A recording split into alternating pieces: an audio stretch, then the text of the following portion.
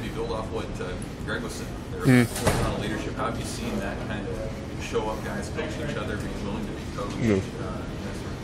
Yeah, honestly, with we have a great group of guys on the offensive line. We did a lot of bonding stuff, especially over COVID, and I think it's really paying off for us. And I know even this is our fifth practice, and you can just feel the energy in the offensive line room of mutual respect and people wanting just to get better and better. It doesn't matter what spot somebody's playing. We're collectively meshing together, and I think we're elevating our level every day. So. Great seeing seniors and freshmen hanging out. All the time. Yeah, you can't. The great thing about the offensive line room, I don't even know who's ones, twos, threes, what fours. Everybody's intermixed. People, you go to the training table, everybody's together. We're just one big family right now. So. Obviously, you don't want to let any of your teammates down, but either present or past, who is a teammate you don't want to piss off if you mess up in practice because they'll get on it? Cam, he, out of everyone, he's probably the focal point and center. He takes great, him and Matt Sichterman, but Cam is a person that comes to practice every day and demands every rep to be perfect. And if you screw up, he'll let you know. And that's the guys we need in the offensive line room. I am extremely blessed to be the left guard next to him right now, and I feel like he just helps me elevate my game, and I try to do the same for him. And if he messes up, we're on each other's backs. So. How far has he come in that regard? Because he had to come in and learn a new position here. Yeah, he's jumped right in. Cam, he's really killing it right now, and he just I think this is his fourth year here. I think he's really embraced this. He's had too many. We've all had too many seasons. We just want to get this thing done, and I think that comes this every practice. If you see somebody slack, you just got to get on them and just nitpick. So. What is, obviously there's a lot of excitement to get to August 28th and all of that, but what's on the to-do list? Like what do you want to try to get better at still here in a couple weeks before you start game?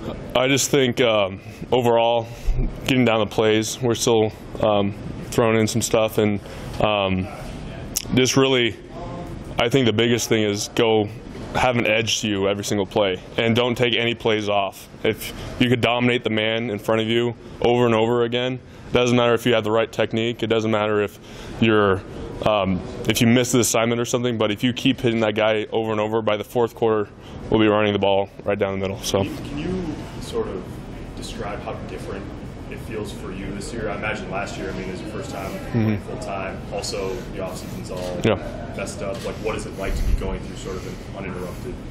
Oh, it's awesome, and I think that's the biggest thing. We're certain we're playing the 28th this year, and I just think that's a lot more confidence because we have a end goal in mind, and I think, especially what I feel this year is last year we had all this uncertainty. We're certain this year, and we have a goal, and I think right now we're trying to accomplish. It doesn't matter any of the games. Illinois, the 28th, like you said, that's our goal right now, and I think we're coming in the mindset that we're going to beat Illinois, and then once Illinois is passed, then we're going to the next team. So. How fast is it going to come? You guys have just 20 practices left. Yeah, it's crazy. It's already the fifth practice. I think for me, it means that you can't take a practice for granted. You have to come every single day, and every rep counts. And you can't take like I said, you can't take a play off because we have a job to get done. And I think the more you work, the better things are going to pay off. So. A couple freshmen that came in here with a little bit of hype, Lutovsky and Prohaska. I know you're focused on your job, but what stands out about them? Big guys, especially Henry, really solid guy. Teddy's as tall as Bryce, really tall. I'm always looking up to him. But the greatest thing I could say about those guys, they work every single day. And things might not be perfect, but and you see it on film that they're busting the tail every play and trying to get themselves better, and I love that about them. So. Coach Austin is in charge of coaching them, but if you had to give them a piece of advice that you wish you had gotten when you came in here early, like what advice would you give to them? Hey, just take it one day at a time, and don't focus on all this thing. Just focus on one thing at a time and try to get better at it, and then help you become a complete player. So. What does it mean for the linemen to get out there and get the full pads on? Oh, it's awesome. And I think summer conditioning is great and all this stuff, but it's just great to play football. And especially with pads, there's nothing like putting on a helmet and trying to pop up a defensive lineman. And it just feels great to be out there and just love going to practice every day. So. What's your personal confidence level now that you've got a year under your belt as a starter? Where's your personal confidence level now that you've got a year under your belt as a starter? You can't get too confident. You just got to go. Like I said, I always have things to work on, and things will come if you just come in the mindset of you're going to work every day. And that's where I'm at right now. Just doesn't matter if I'm 1, 2s, or 3s. I just want to come in and get better at something. And when the 28th hits, I'll be ready to go. So. Coach Austin said on the radio that you had done at least a little bit of snapping. Is that something that comes naturally to you? Yeah, like I started out with center when I first came here, and I just think you never know what's going to happen if how positions are going to play out or somebody gets down or anything. You just always got to be ready to jump in, and if they need me, it doesn't matter if I'm the 3rd or 4th string, I'll be there. So. How beneficial do you think it was that Corcoran was able to start a game last year, get some game time under his belt, and how much of a jump do you think he can make this year? I think it's awesome, and I really like that record game with Turner because I think that was a huge confidence builder, and I think that game itself showed him that he belongs in this league and he's going to do some great things someday. And just for that mindset, I think he's been working hard and can't wait to see what he does this fall. So. He